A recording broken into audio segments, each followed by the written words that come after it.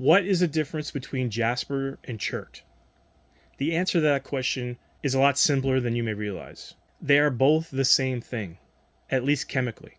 Jasper and Chert are both terms used to describe different variations of chalcedony quartz.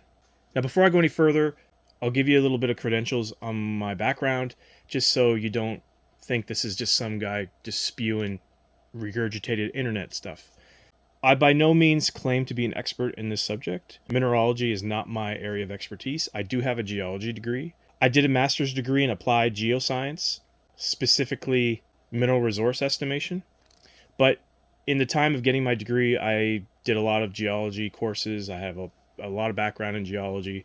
Mineralogy was one of my favorite courses in university, so I did take an interest to it, and it's what kind of got me on my rock hounding and rock hobby interests. So I would consider myself having a little bit above average knowledge, just because I have been educated in this area. But again, that by no means I'm an expert. I just have opinions like everybody else and experiences that I draw on to come to my own conclusions. So I'll give you my take on the Chert versus Jasper debate. But as I said in the beginning of the video, Chert and Jaspers are just forms of chalcedony quartz. If you don't know what chalcedony quartz is, some geologists use the term cryptocrystalline quartz or microcrystalline quartz. Basically, it means that you have a piece of quartz that you can't see the grain size of. And this is an example of chalcedony quartz here. You can't see any grain size. You have a nice little variation of color in the middle there. But it also has a very waxy texture thanks to the microscopic grain size. And because of the microscopic grains, it takes a very, very beautiful polish. And it's very hard material. Now, Chert and Jasper are terms that are used to describe different variations of this. And I have a bunch of examples laid out here on the table of different varieties of chalcedony quartz. Now, some chalcedony quartz is translucent, as this piece is. So if basically translucency means if I shine light through this, light will pass through, which it will on this piece, as you can tell. Some chalcedony quartz is opaque. Most of the pieces I have here, actually all but this one, are all opaque examples. And only because most Cherts and Jaspers are opaque. So that's why I've chosen these examples. So instead of using the term Jasper and Chert today, I'm going to describe opaque chalcedony, which is what we're talking about. Cherts and Jaspers are opaque chalcedonies. They can occur in almost every color, depending on the impurities. So in today's video, I'm not going to get into color. I'm not going to explain why some Cherts and Jaspers are red, why some are pink. We'll get into that in another video. I have an idea of another video. We'll explain all that. But in general, chalcedony does have microscopic grain sizes. However, because of the crystal structure of quartz, there's always gaps between the crystals. And that allows for impurities to get into the rock. That's what gives the rock its color. Chalcedony quartz is actually a very porous mineral because of that feature. That's why it's easy to dye agates. That's why it's easy to dye jaspers. It's because of the porosity of chalcedony. So different impurities can get in between the grain sizes and cause the color change. Now, what are the different ways chalcedonies are formed? Well, let's talk about that. This is an example of red jasper here from Nova Scotia, and this occurs in cavities within a certain limestone formation here in Nova Scotia. Essentially what happens is limestone is deposited, gets buried. If there's organic material within the limestone, it rots away, and in the voids, you get fluids that come up, fill the voids, and then leave deposits of chalcedony. In this case, opaque chalcedony, which appears red and pink in these specimens. So that's one way that chalcedony is deposited. It's similar to how agates are formed. Agates are formed in vesicles within lava flow. So similar idea, chalcedony being deposited in a void. So chalcedony can be deposited in that way, and you can get opaque versions of chalcedony, which in this case we do locally call this red jasper. It's a red jasper limb cast. Here's another form of red jasper. This is Mukai jasper from Australia, and this is actually formed in sediments. You can get sediment that's so fine it's microscopic, and it hardens as it's buried, and then you get fluids depositing different impurities, and you can get chalcedony quartz in this manner. Similar type of version to this type of chalcedony is picture jasper. Here's a piece of Cripple Creek picture jasper from Oregon.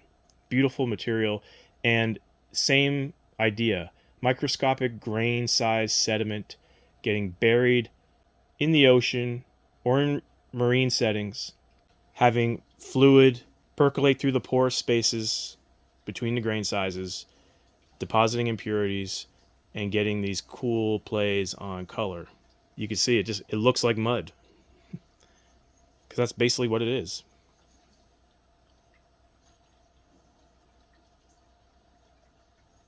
And it has similar properties to what most chalcedonies would feel like. Waxy, super fine grained, takes a beautiful polish. Now, these three pieces that I showed just now are usually described with the term jasper.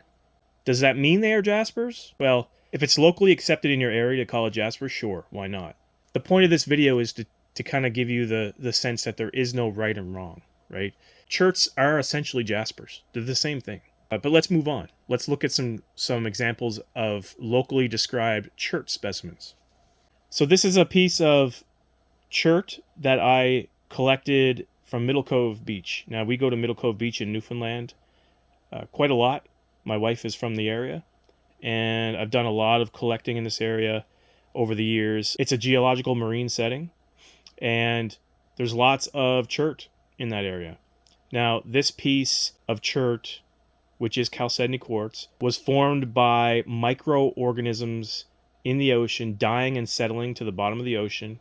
These microorganisms had siliceous shell material, which is left behind after they die. All of this microscopic material fused together as this was buried, and it built up over time, layers.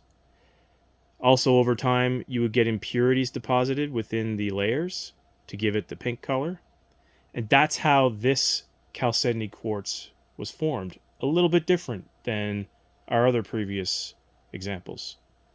But it is still chalcedony quartz. It is cryptocrystalline quartz. Hence, it has the same properties as the other three pieces I showed. Here is another example from the same area, but different color and much different features. You see there's no banding in this feature.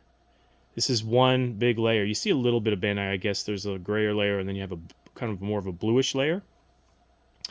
But the cool thing about this piece is that you could see some dendritic features in this. Now that happens after deposition, and after the rock is formed, these dendrites will form after. But it's still an impurity within the rock. It's still filling in voids in the rock. One thing I will say that I do notice with the term chert, when I find specimens that have been used with the term chert, when you can see it has a waxy luster on the outside, super waxy. When you cut it on a flat face, it's similar to flint. Flint is chert, basically, but it's I could cut my thumb on that right now, on that edge, if I really dug it in there. It produces very, very super sharp edges. And that's one feature to chert that I noticed over other forms of chalcedony, like these jaspers here, is that the conchoidal fracture is much sharper. Now, I don't know if that has to do with the size of the grains, the degree of how small they are, but it's a definite feature that I noticed. In most forms of chalcedony that's described as chert, I noticed that the edges are usually sharper. Better for napping, if you're into flint napping. Chert is a great material to nap, to make arrowheads or other pieces of jewelry. It's a really cool rock to work with. Here's another form of chert. This is another form of banded chert. This one's not polished all the way, actually. I pulled this out of the tumbler early, but again, you can see the waxy luster. I know it's shiny now, but it's super waxy. So in summary, chert and jasper, in my opinion, are the same thing. This is the same as this, which is the same as this, which is the same as this, which is the same as this. They're just formed in different processes. But ultimately, they're the same thing chemically. And they have the same physical properties. There are some slight differences. There are different forms of chalcedony. For example, there's a fibrous form of chalcedony as far as the crystal structure and how they form together. And there's a non-fibrous version. The fibrous version basically means they stack evenly on top of each other very neatly. And it produces a certain effect. One example is agates. This is the fibrous version of chalcedony because of the banding. You would not have the banding formed in a non-fibrous version of chalcedony. The crystals are kind of just arranged in any possible way. It's more chaos. This type of chalcedony, the fibrous version of chalcedony, has a little more order to it. And that's how it forms the bands. But again, for this video, I did not want to overcomplicate it with science. Want it to be more general and get the point across that really when you're talking about cherts and jaspers, you're talking about the same thing. It's just a process of how they're formed that's different. I'm going to be doing some more informational videos like this in the future. We're going to do another one on color, why agates and jaspers how do they get their color. We'll do a video on that. I'll also do a video on how agates get their banding and the difference between agate nodules and seam agates, things like that. So we're going to do some more videos on those topics. So stay tuned for that stuff. But it was a short video today. Thanks for watching. Hope you got something out of this. If you have any questions, leave them in the comments. Be happy to answer them. And if you have your own opinions on cherts and jaspers or your own experiences, please leave them in the comments too. I'd love to hear from you guys. With that, everybody stay safe, and we'll see you next week.